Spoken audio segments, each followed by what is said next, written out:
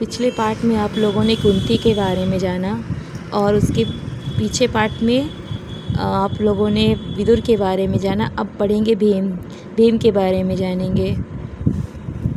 5 पांडव तथा धृतराष्ट्र के 100 पुत्र जो कौरव कहलाते थे, हस्तिनापुर में साथ साथ रहने लगे। खेल कूद हंसी मजाक सब में वे साथ ही रहते थे। शरीर बल में पांडु का पुत्र भीम सबसे बढ़कर था। खेलों में वह दुर्योधन और उसके भाइयों को खूब तंग किया करता था। यद्यपि भीम मन में किसी प्रकार का किसी से वैर नहीं रखता था और बचपन के जोश के कारण ही ऐसा करता था, फिर भी दुर्योधन तथा उसके भाइयों के मन में भीम के प्रति द्वेष भाव बढ़ने लगा। इधर सभी बालक उचित समय आने पर कृपाचार्य से अस्त्र विद्या के साथ साथ अन्य विद्याएं भी सीखने लगे। विद्या सीखने में भी पांडव कौरव से आगे ही रहते थे। इससे कौरव और खींचने लगे। दुर्योधन पांडव को हर प्रकार से नीचा दिखाने का प्रयत्न करता रहता था। भीम से तो उसकी जरा भी नहीं पड़ती थी। एक बार सब कौरवों ने आपस में सलाह करके एक निश्चय किया कि भीम को गंगा में डुबोकर मार डाला जाए और उसके मरने पर युधिष्ठिर, अर्जुन आदि को कैद करके बंदी बना लिया जाए। दुर्योधन ने सोचा कि ऐसा करने के सारे राज्य पर उनका अधिकार हो जाएगा। एक दिन दुर्योधन ने धूमधाम से जल क्रीड़ा का प्रबंध किया और 5 पांडवों को उसके लिए न्योता दिया। बड़ी देर तक खेलने और तैरने के बाद सबने भोजन किया और अपने अपने डेरों में जाकर सो गए। दुर्योधन ने छल से भीम के भोजन में विष मिला दिया था। सब लोग खूब खेले तैरे थे और थक कर के सो गए।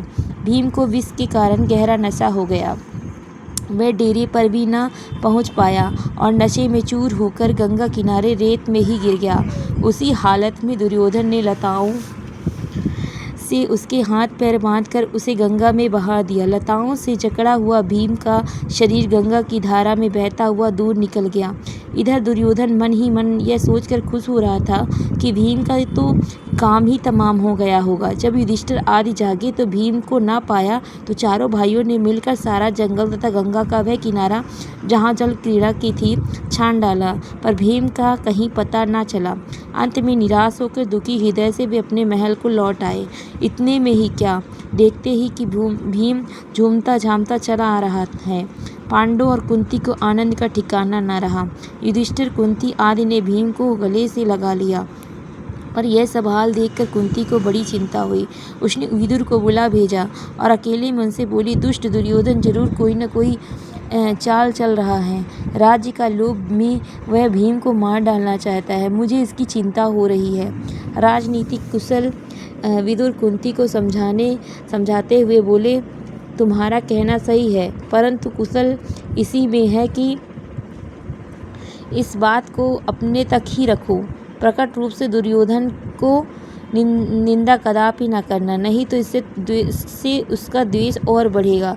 इस घटना से भीम बहुत उत्तेजित हो गया और वह उसे समझाते हुए युधिष्ठिर ने कहा, भाई भीम, अभी समय नहीं आया है।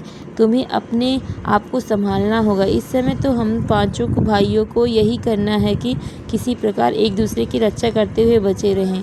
भीम को वापस आ जाने पर दुर्योधन को बड़ा आश्चर्य हुआ। उसका हृदय और जलने लगा।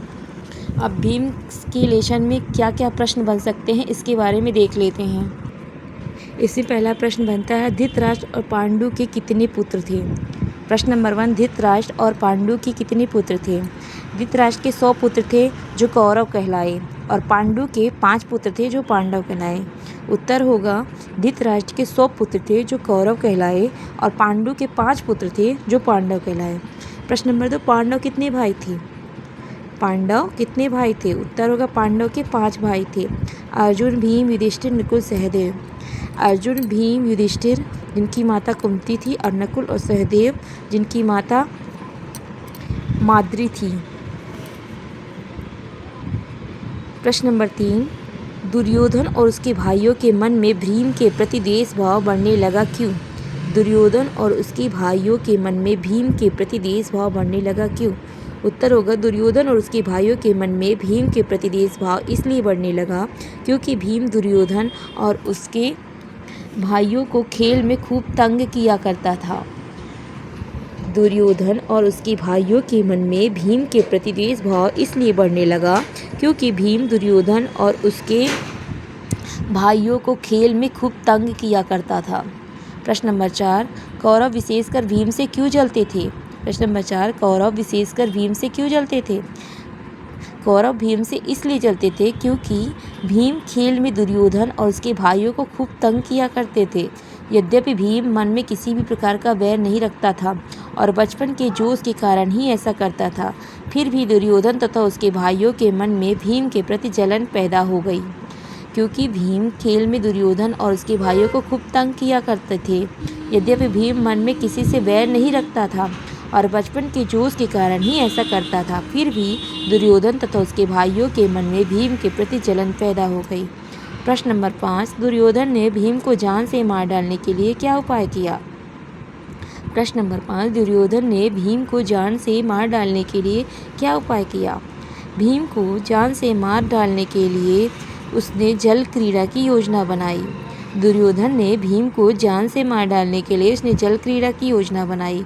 उसने सभी पांडवों को गंगा तट पर ले जाकर वहां पर सबके भोजन की व्यवस्था की। उसने सभी पांडवों को गंगा के तट पर ले जाकर वहां पर सबके भोजन की व्यवस्था की, लेकिन उसके गुप्त ढंग से भीम के ही भोजन में विष मिला दिया।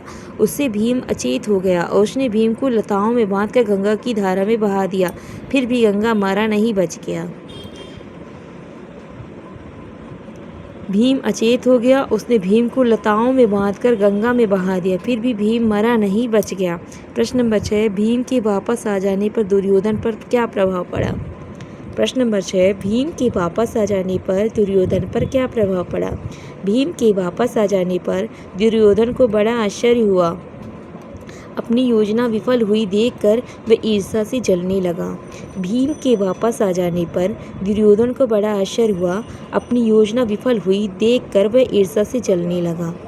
अगर आपको मेरी वीडियो पसंद आती है और यदि यह वीडियो किसी के काम आ सके तो प्लीज़ इसे शेयर भी करें।